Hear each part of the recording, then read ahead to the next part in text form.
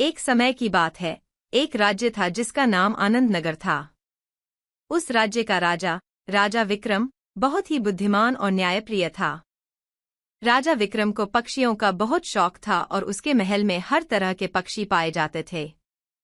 लेकिन उनमें से एक तोता राजा का सबसे प्रिय था।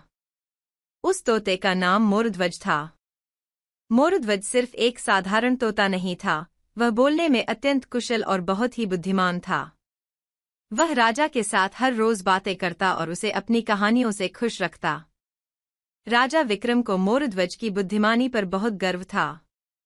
एक दिन पड़ोसी राज्य के राजा ने राजा विक्रम को चुनौती दी कि अगर उसके राज्य में कोई भी ऐसा व्यक्ति या जीव है जो उसकी पहेलियों को हल कर सके, तो वह अपने राज्य की आधी संपत्ति उसे दे देगा।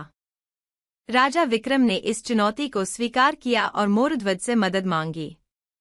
मोरध्वज ने कहा, महाराज, मैं तैयार हूँ। मैं आपके साथ जाऊंगा और उस राजा की पहेलियों का उत्तर दूंगा। राजा विक्रम और मोरध्वज पड़ोसी राज्य के राजा के महल पहुंचे। वहां का राजा, राजा सुरेश, ने 3 कठिन पहेलियां पूछीं।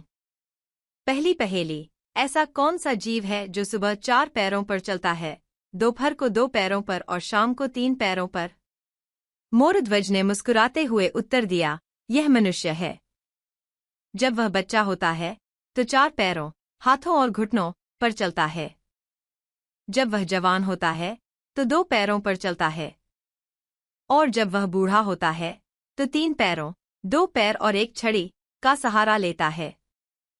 दूसरी पहेली, ऐसा क्या है जो जितना अधिक बढ़ता है उतना ही कम होता है? मोरध्वज ने बिना समय गंवाए उत्तर दिया, यह उम्र है। उम्र जितनी बढ़ती है, जीवन उतना ही कम होता जाता है। तीसरी पहेली, ऐसा कौन सा पौधा है जिसका फल मीठा होता है, लेकिन अगर उसे खाने से पहले नाम ले लिया जाए तो वह कड़वा हो जाता है? मोरध्वज ने तुरंत उत्तर दिया, वह है नीम का पेड़। नीम का फल मीठा होता है, लेकिन अगर उसका नाम लिया जाए तो वह कड़वा लगता है। राजा सुरेश मोरध्वज की बुद्धिमानी से बहुत प्रभावित हुआ और उसने राजा विक्रम को अपने राज्य की आधी संपत्ति दे दी, जैसा कि उसने वादा किया था।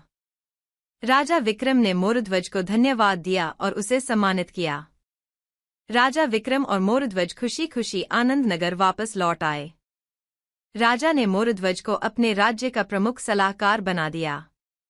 मोरध्वज ने राजा विक्रम की हमेशा मदद की और उनके राज्य को और भी समृद्ध और खुशहाल बनाया। सीख, बुद्धिमानी और सही ज्ञान से किसी भी समस्या का समाधान पाया जा सकता है। सच्चे मित्र और सलाहकार हमेशा मुश्किल समय में काम आते हैं।